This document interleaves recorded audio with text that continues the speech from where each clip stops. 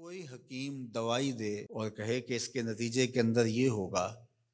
اور مریض ایک مہینے کے بعد وہ دوائی استعمال کرنے کے بعد آگے کہے مجھے تو کوئی فرق نہیں پڑا، تو طبیب نبض دے کے کہتا ہے کہ تم نے پرہیز جو بتایا تھا وہ نہیں کیا، تب اس کا فائدہ تمہیں نہیں پہنچا۔ وہ کہتا ہے میں پرہیز تو نہیں کروں گا، مجھے شوگر کا مرض لاحق ہے، میں تو دبا کے میٹھا کھاؤں گا، لیکن میں تمہاری دوائی بھی لوں گا، لہٰذا مجھے شفا ہونی چاہیے، لیکن جو آپ پرہیز بتا رہے ہیں وہ میں نہیں کروں گا۔ ڈاکٹر کہے گا پھر کرتے رہو، دوائی بھی کھاتے رہو، لیکن فائدہ نہیں ہوگا۔ لیکن اگر مریض مکمل پرہیز بھی کرتا ہے اور پھر دوائی بھی لیتا ہے تو اللہ شفا عطا کرتا ہے۔ اللہ نے روزے کا نتیجہ تقوی رکھا ہے، لیکن ساتھ یہ شرط رکھی ہے کہ تم ان امور سے رک جاؤ جن سے تمہارے رب نے منع کیا ہے، پھر لازمی نتیجہ یہ ہے کہ تمہارا دل تقوی کے نور سے جگمگا اٹھے گا۔ اور اگر پورا مہینہ روزہ رکھنے کے باوجود بھی اتقاء کا نور نصیب نہیں ہوتا اور دل کو باطن کو روشنی نہیں ملتی، تو پھر اس کا مطلب یہ ہے کہ ہم نے اللہ کا روزہ نہیں اپنی مرضی کا روزہ رکھا ہے، اپنی خواہشات کے مطابق بھوک کاٹی ہے، اس کا کوئی فائدہ نہیں۔ اور حضور علیہ السلام نے واضح دو ٹوک لفظوں میں ارشاد فرما دیا، من لم یدع قول الزور والعمل به فلیس للہ حاجۃ فی ان یدع طعامہ و شرابہ، جو ایسے امور کو نہیں چھوڑتا جن سے منع کیا گیا ہے تو پھر اس کے بھوکا اور پیاسا رہنے کی اللہ کو کوئی ضرورت نہیں۔ یہ خوراک بچاؤ مہم نہیں ہے کہ اللہ نے اس لیے روزہ فرض کیا ہے کہ تھوڑا خوراک بچ جائے، نہیں، بلکہ وَيُزَادُ فِيهِ رِزْقُ الْمُؤْمِنِ، ماہ سیام میں تو مومن کا رزق بڑھا دیا جاتا ہے۔ ہر شخص اپنا حساب لگائے تو اس مہینے میں اخراجات زیادہ ہوتے ہیں، تو یہ خوراک بچاؤ مہم نہیں ہے، بلکہ یہ تقوی کے حصول کا ذریعہ ہے مہینہ۔ اور اس پورے مہینے میں اگر ہم اپنے آپ کو بچائیں گے، اپنی زبان کو بچائیں گے، سب سے زیادہ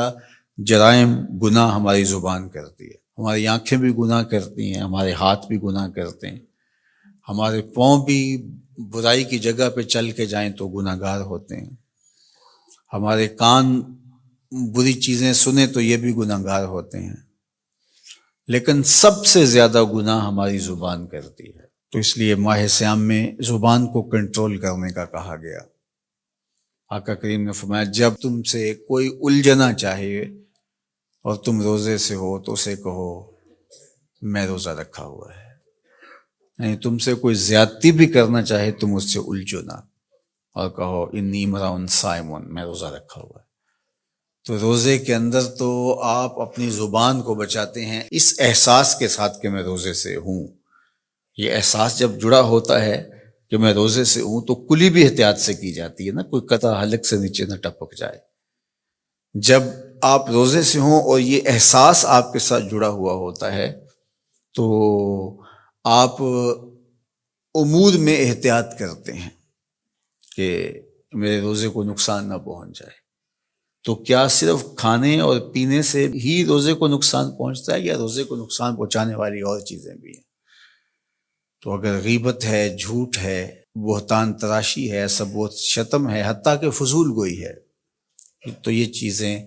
روزے کے نور کو ختم کر دیتی ہیں، اور پھر وہ بندہ بھوک اور پیاس کاٹ رہا ہوتا ہے۔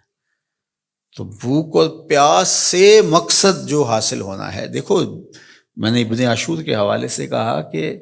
کچھ چیزیں ہیں کہ ہمارا ذہن طے کر لیتا ہے اور ان سے دور رہنا ہمارے لیے مشکل نہیں ہوتا، جس طرح مردار ہے، خنزیر کا گوشت ہے، اور اس طرح کی بہت ساری چیزیں ہیں، ہزاروں ایسی چیزیں ہیں جس سے ہم بچتے ہیں، اور ان سے بچنے کے لیے ہمیں کوئی محنت نہیں کرنا پڑتی۔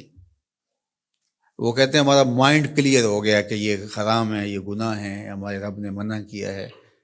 تو بس ان سے ہم بچ جاتے ہیں۔ اگر ہم اس کی فہرست بنائیں تو وہ سینکڑوں میں، ہزاروں میں چلی جائے، جو اللہ کی توفیق سے ایک مسلمان نہیں کرتا۔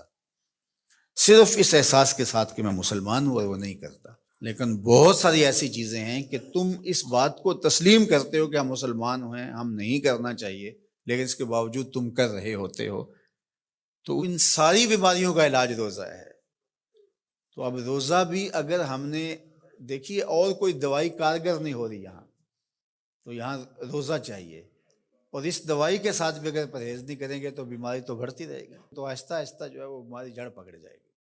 پھر بہت مشکل ہوگا نکالنا۔ تو روزہ ان ساری بیماریوں کا علاج ہے جن کو ہم ختم نہیں کر پاتے۔